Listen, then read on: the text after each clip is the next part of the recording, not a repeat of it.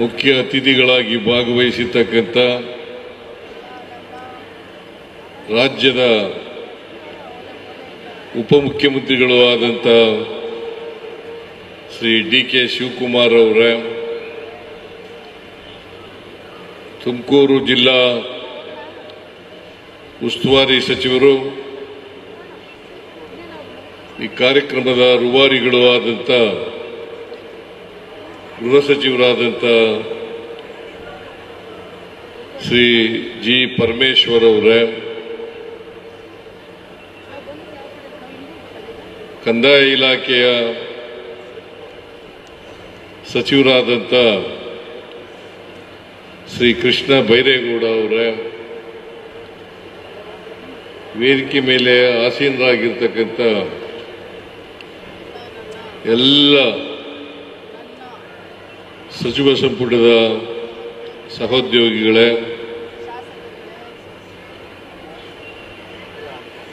ಶಾಸಕ ಮಿತ್ರರೇ, ಮಾಜಿ ಶಾಸಕರುಗಳೇ,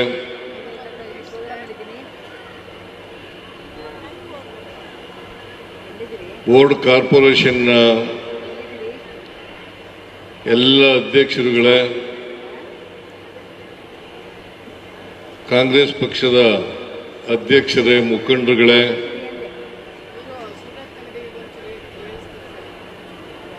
ಇಲ್ಲಿ ಭಾಗವಹಿಸಿರ್ತಕ್ಕಂಥ ಆತ್ಮೀಯ ಕಾರ್ಯಕರ್ತ ಬಂಧುಗಳೇ, ತಾಯಂದಿರೇ, ಯುವ ಮಿತ್ರರೇ, ಮಾಧ್ಯಮದ ಸ್ನೇಹಿತರೇ, ಇವತ್ತು ತುಮಕೂರು ಜಿಲ್ಲೆಯಲ್ಲಿ ಇದು ಒಂದು ಐತಿಹಾಸಿಕ ಸಮಾವೇಶ ಅಂತ ಹೇಳಿದ್ರೆ ಅತಿಶಯೋಕ್ತಿ ಆಗಲಾರದು. ಇಷ್ಟೊಂದು ದೊಡ್ಡ ಪ್ರಮಾಣದಲ್ಲಿ ಸಮಾವೇಶವನ್ನು ಸಂಘಟನೆ ಮಾಡಿದಂಥ ಡಾಕ್ಟರ್ ಜಿ. ಪರಮೇಶ್ವರ್ ಅವರಿಗೆ, ಜಿಲ್ಲೆಯ ಎಲ್ಲ ಶಾಸಕರುಗಳಿಗೆ, ಮಾಜಿ ಶಾಸಕರುಗಳಿಗೆ, ಅಧ್ಯಕ್ಷರಿಗೆ, ಜಿಲ್ಲೆಯ ಎಲ್ಲ ಅಧಿಕಾರಿ ಸ್ನೇಹಿತರಿಗೆ ನಾನು ಮೊದಲಲ್ಲಿ ಧನ್ಯವಾದಗಳನ್ನು ಹೇಳಲಿಕ್ಕೆ ಬಯಸ್ತಾ ಇದ್ದೇನೆ.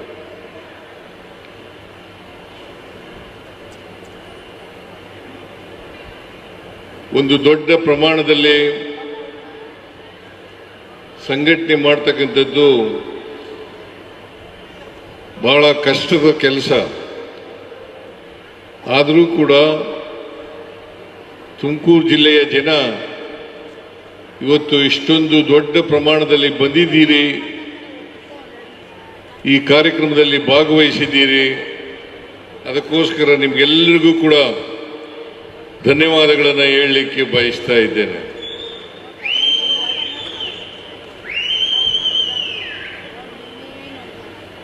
ಡಾಕ್ಟರ್ ಪರಮೇಶ್ವರ್ ಅವರು ಅವರೇ ಸ್ವತಃ ನಮ್ಮ ಸರ್ಕಾರಕ್ಕೆ 3 ವರ್ಷ ತುಂಬುತ್ತಾ ಇದೆ. 3 ವರ್ಷದ ಕಾರ್ಯಕ್ರಮವನ್ನು ತುಮಕೂರಿನಲ್ಲಿ ಮಾಡ್ತೇನೆ ಅಂತ ಹೇಳಿದ್ರು. ನಾನು ಕೃಷ್ಣ ಬೈರೇಗೌಡರಿಗೆ ಮಾತಾಡಿದೆ. ಕೃಷ್ಣ ಬೈರೇಗೌಡರು ಕೂಡ ಈ ಕಾರ್ಯಕ್ರಮ ತುಮಕೂರಿನಲ್ಲಿ ಮಾಡಲಿಕ್ಕೆ ಒಪ್ಪಿಕೊಂಡ್ರು. ಹಾಗಾಗಿ ನಮ್ಮ 3ನೇ ವರ್ಷದ ಅವಧಿಯ ಕಾರ್ಯಕ್ರಮವನ್ನು ತುಮಕೂರಿನಲ್ಲಿ ಮಾಡ್ತಾ ಇದ್ದೇವೆ.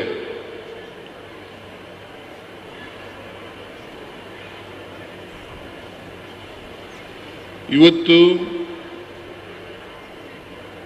ತುಮಕೂರಿನಲ್ಲಿ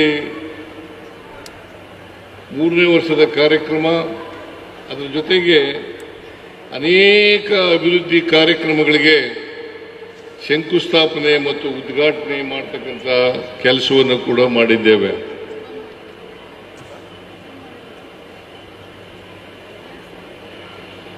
ಇವತ್ತು ತುಮಕೂರಿನಲ್ಲಿ ಒಂದು ವಸ್ತು ಪ್ರದರ್ಶನ ಕೂಡ ಏರ್ಪಾಡಾಗಿತ್ತು. ಆ ವಸ್ತು ಪ್ರದರ್ಶನದಲ್ಲಿ ನಮ್ಮ ಸರ್ಕಾರ ಬಂದ ಮೇಲೆ 3 ವರ್ಷಗಳಲ್ಲಿ ಆಗಿರ್ತಕ್ಕಂಥ ಎಲ್ಲ ತುಮಕೂರಿನಲ್ಲಿ ಆಗಿರ್ತಕ್ಕಂಥ ಅಭಿವೃದ್ಧಿ ಕಾರ್ಯಕ್ರಮಗಳು, ಸವಲತ್ತು ವಿತರಣಾ ಕಾರ್ಯಕ್ರಮಗಳು, ಇವೆಲ್ಲವನ್ನು ಕೂಡ ಜನರಿಗೆ ಪರಿಚಯಿಸ್ತಕ್ಕಂಥ ಕೆಲಸವನ್ನು ಡಾಕ್ಟರ್ ಪರಮೇಶ್ವರ್ ಅವರು ಮಾಡಿದ್ದಾರೆ.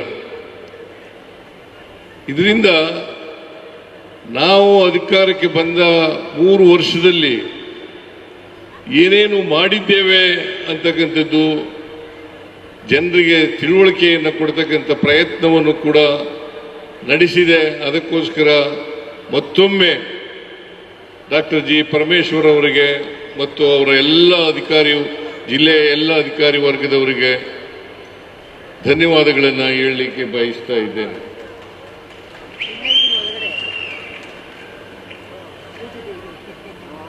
ನಾಳೆಗೆ ಅಂದರೆ 20ನೇ ತಾರೀಕು, ಮೇ 20ನೇ ತಾರೀಕು ನಾವು ಅಧಿಕಾರಕ್ಕೆ ಬಂದು 3 ವರ್ಷಗಳು ತುಂಬ್ತಾ ಇದೆ. 3 ವರ್ಷಗಳು ತುಂಬ್ತಾ ಇದೆ.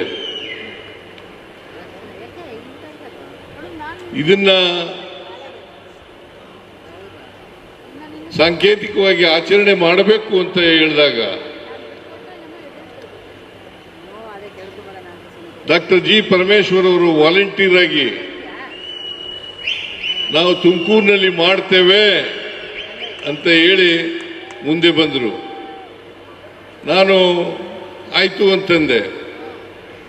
ಅದಕ್ಕೋಸ್ಕರ ಈ 3 ವರ್ಷದ ಸಾಧನೆಗಳು ಜೊತೆಗೆ ತುಮಕೂರು ಜಿಲ್ಲೆಯಲ್ಲಿ ಆಗಿರ್ತಕ್ಕಂಥದ್ದು, ರಾಜ್ಯದಲ್ಲಿ ಆಗಿರ್ತಕ್ಕಂಥದ್ದು, ಕಂದಾಯ ಇಲಾಖೆಯಲ್ಲಿ ಏನೇನು ಕಾರ್ಯಕ್ರಮಗಳನ್ನು ಮಾಡಿದ್ದಾರೆ ಆ ಎಲ್ಲ ಕಾರ್ಯಕ್ರಮಗಳನ್ನು ಕೂಡ ಇವತ್ತು ಜನರಿಗೆ ತಿಳಿಸ್ತಕ್ಕಂಥ ಕೆಲಸವನ್ನು ಮಾಡಿದೆ.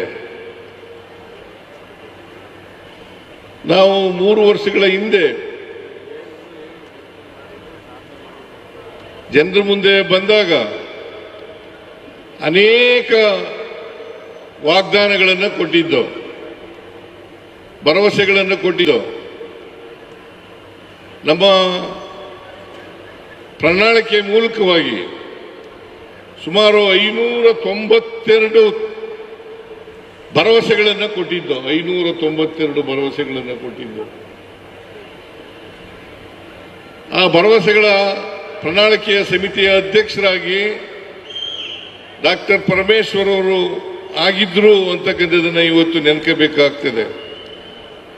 ಅವರು ಈ ರಾಜ್ಯದಲ್ಲಿ ಏನೇನು ಮಾಡಲಿಕ್ಕೆ ಸಾಧ್ಯ ಆಗ್ತದೆ, ಜನರ ಸಮಸ್ಯೆಗಳೇನು, ಅದಕ್ಕೆ ಪರಿಹಾರಗಳೇನು ಅಂತಕ್ಕಂಥದ್ದನ್ನು ಸೂಚಿಸತಕ್ಕಂಥ ಮ್ಯಾನಿಫೆಸ್ಟೋವನ್ನು ಜನರ ಮುಂದೆ ಇಡ್ತಕ್ಕಂಥ ಪ್ರಯತ್ನವನ್ನು ಮಾಡಿದ್ರು. ಅದರಲ್ಲಿ ಈಗ ಸುಮಾರು 592 ಭರವಸೆಗಳಲ್ಲಿ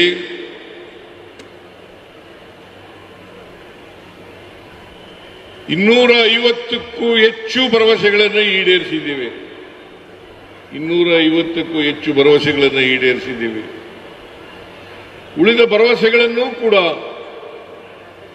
ನಾವು ಈಡೇರಿಸ್ತೇವೆ ಅಂತಕ್ಕಂಥ ಮಾತುಗಳನ್ನು ಈ ಸಂದರ್ಭದಲ್ಲಿ ಹೇಳಲಿಕ್ಕೆ ಬಯಸ್ತಾ ಇದ್ದೇನೆ. ನಮ್ಮ ಸರ್ಕಾರ ಯಾವಾಗಲೂ ಕೂಡ ನುಡಿದಂತೆ ನಡೀತಕ್ಕಂಥ ಸರ್ಕಾರ. ಕೊಟ್ಟ ಮಾತನ್ನು ಉಳಿಸಿಕೊಳ್ತಕ್ಕಂಥ ಪ್ರಯತ್ನವನ್ನು ಮಾಡ್ತೇವೆ, ನುಡಿದಂತೆ ನಡೀತೇವೆ ಅಂತಕ್ಕಂಥದ್ದನ್ನ ಈಗಿನಿಂದ ಅಲ್ಲ, ಯಾವ್ಯಾವಾಗ ಕಾಂಗ್ರೆಸ್ ಸರ್ಕಾರ ಅಧಿಕಾರಕ್ಕೆ ಬಂದಿದೆ ಆ ಎಲ್ಲ ಕಾಲದಲ್ಲೂ ಕೂಡ ಭರವಸೆಗಳನ್ನು ಈಡೇರಿಸತಕ್ಕಂಥ ಪ್ರಯತ್ನವನ್ನ ಮಾಡಿದ್ದೇವೆ. ಈಗಲೂ ಕೂಡ 2013ರಲ್ಲಿ ಈ ರಾಜ್ಯದ ಜನರ ಆಶೀರ್ವಾದದಿಂದ, ಬೆಂಬಲದಿಂದ ನಾವು ಅಧಿಕಾರಕ್ಕೆ ಬಂದು ನಾನು ಈ ರಾಜ್ಯದ ಮುಖ್ಯಮಂತ್ರಿ ಆದೆ. ಸುಮಾರು 165 ಭರವಸೆಗಳನ್ನು ಅವತ್ತು ಕೊಟ್ಟಿದ್ದು. ಆ ಭರವಸೆಗಳಲ್ಲಿ 158 ಭರವಸೆಗಳನ್ನು ಈಡೇರಿಸಿತು ಅಂತಕ್ಕಂಥದನ್ನ ತಮಗೆ ತಿಳಿಸಲಿಕ್ಕೆ ಬಯಸ್ತಾ ಇದ್ದೇನೆ. ಅದಲ್ಲದೆ ನಾವು ಪ್ರಣಾಳಿಕೆಯಲ್ಲಿ ಹೇಳದೇ ಇದ್ದಂತ ಸುಮಾರು 30 ಫ್ಲಾಗ್ಶಿಪ್ ಪ್ರೋಗ್ರಾಂಗಳನ್ನು ಮಾಡೋದು, ಇದು ನಮ್ಮ ಜನತೆಗೆ ಕೊಟ್ಟಂತ ವಚನಗಳಲ್ಲಿ ನಾವು ಹೇಗೆ ಈಡೇರಿಸಿದ್ದೇವೆ ಅಂತಕ್ಕಂಥದನ್ನ ತಮಗೆ ತಿಳಿಸಲಿಕ್ಕೆ ಬಯಸ್ತಾ ಇದ್ದೇನೆ. ಹಾಗೇನೆ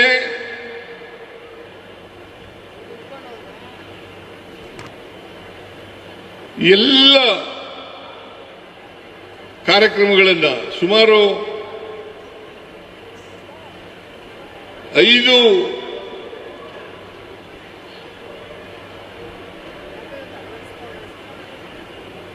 ವಚನಗಳನ್ನ ನಾವು ಜನರಿಗೆ ಕೊಟ್ಟಿದ್ದು. ಆ 5 ವಚನಗಳನ್ನ ಈ ವರ್ಷನೇ ಈಡೇರಿಸ್ತೀವಿ ಅಂತ ಹೇಳಿದ್ದು.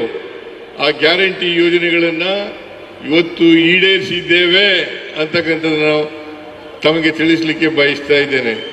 ಗ್ಯಾರಂಟಿ ಯೋಜನೆಗಳು ಶಕ್ತಿ ಯೋಜನೆ, ಗೃಹಲಕ್ಷ್ಮಿ ಯೋಜನೆ, ಗೃಹ ಜ್ಯೋತಿ ಯೋಜನೆ, ಅನ್ನಭಾಗ್ಯ ಕಾರ್ಯಕ್ರಮ, ಯುವ ನಿಧಿ ಕಾರ್ಯಕ್ರಮ, ಎಲ್ಲ ಕಾರ್ಯಕ್ರಮಗಳನ್ನು ಕೂಡ ನಾವು ಅಧಿಕಾರಕ್ಕೆ ಬಂದ ಒಂದೇ ವರ್ಷದಲ್ಲಿ ಇವನ್ನ ಜಾರಿ ಮಾಡಿದ್ದೇವೆ ಅಂತಕ್ಕಂಥ ಮಾತುಗಳನ್ನ ಹೇಳಲಿಕ್ಕೆ ಬಯಸ್ತಾ ಇದ್ದೇನೆ. ನಾವು ಇವುಗಳನ್ನು ಘೋಷಣೆ ಮಾಡಿದಾಗ ವಿರೋಧ ಪಕ್ಷದವರು ಹೇಳಿದರು, ಇವುಗಳನ್ನ ಜಾರಿ ಮಾಡಲಿಕ್ಕೆ ಸಾಧ್ಯ ಇಲ್ಲ, ಈ ದೇಶದ ಪ್ರಧಾನಮಂತ್ರಿ ಆದಿಯಾಗಿ ಅವರೂ ಕೂಡ ಹೇಳಿದ್ರು ಇವನ್ನ ಜಾರಿ ಮಾಡಲಿಕ್ಕೆ ಸಾಧ್ಯ ಇಲ್ಲ, ಒಂದು ವೇಳೆ ಜಾರಿ ಮಾಡಿದ್ರೆ ಆ ರಾಜ್ಯ ಆರ್ಥಿಕವಾಗಿ ದಿವಾಳಿ ಆಗ್ಬಿಡ್ತದೆ ಅಂತಕ್ಕಂಥ ಮಾತುಗಳನ್ನ ಹೇಳಿದ್ರು. ಇನ್ನೂ ಒಂದು ಹೆಜ್ಜೆ ಮುಂದೆ ಹೋಗಿ ಹೇಳಿದ್ರು ವಿರೋಧ ಪಕ್ಷದವರು, ಅಭಿವೃದ್ಧಿ ಕಾರ್ಯಕ್ರಮಗಳು ಕುಂಠಿತ ಆಗ್ತವೆ,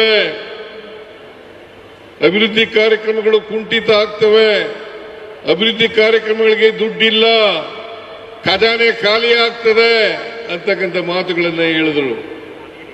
ನಾವು ಇವತ್ತು ಎಲ್ಲ ಗ್ಯಾರಂಟಿ ಯೋಜನೆಗಳನ್ನು ಜಾರಿ ಮಾಡಿ ಜನತೆಗೆ ಕೊಟ್ಟಿದ್ದಂತ ಪ್ರಣಾಳಿಕೆಯಲ್ಲಿ ಹೇಳಿದ್ದಂತ ಭರವಸೆಗಳನ್ನು ಕೂಡ ಈಡೇರಿಸಿ ಈ ರಾಜ್ಯದ ಅಭಿವೃದ್ಧಿಯನ್ನ ಮಾಡಿದ್ದೇವೆ ಅಂತಕ್ಕಂಥ ಮಾತುಗಳನ್ನು ಹೇಳಲಿಕ್ಕೆ ಬಯಸ್ತಾ ಇದ್ದೇನೆ. ಇವತ್ತು ನಾವು ಅಧಿಕಾರಕ್ಕೆ ಬಂದ ಮೇಲೆ ಒಂದೇ ತಿಂಗಳಲ್ಲಿ ಅಧಿಕಾರಕ್ಕೆ ಬಂದದ್ದು 20ನೇ ತಾರೀಕು, ಮೇ 20ನೇ ತಾರೀಕು, ಜೂನ್ 11ನೇ ತಾರೀಕಿಗೆ ಶಕ್ತಿ ಯೋಜನೆಯನ್ನ ಜಾರಿ ಮಾಡೋದು, ಜುಲೈ ತಿಂಗಳಲ್ಲಿ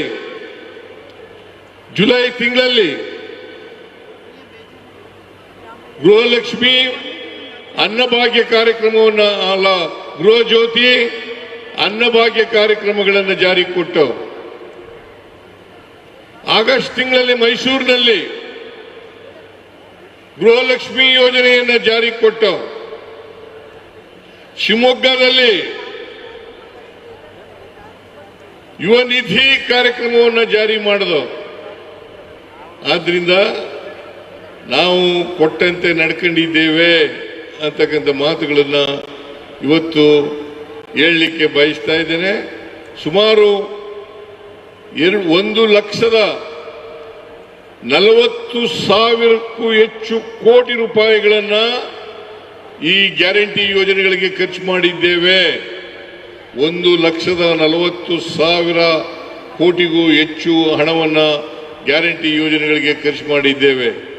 ಇದರಿಂದ ನಮ್ಮ ನಾವು ಜನರಿಗೆ ಏನು ಹೇಳಿದ್ದು,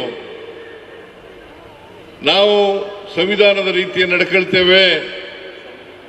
ಬಾಬಾ ಸಾಹೇಬ್ ಅಂಬೇಡ್ಕರ್ ಅವರು ಸಂವಿಧಾನ ರಚನಾ ಸಭೆಯಲ್ಲಿ ಒಂದು ಮಾತನ್ನ ಹೇಳಿದ್ರು. ಏನಪ್ಪಾ ಅದು ಅಂತಂದ್ರೆ, ರಾಜಕೀಯ ಸ್ವಾತಂತ್ರ್ಯ ಯಶಸ್ವಿ ಆಗಬೇಕಾದ್ರೆ ಪ್ರತಿಯೊಬ್ಬರಿಗೂ ಕೂಡ ಸಾಮಾಜಿಕವಾಗಿ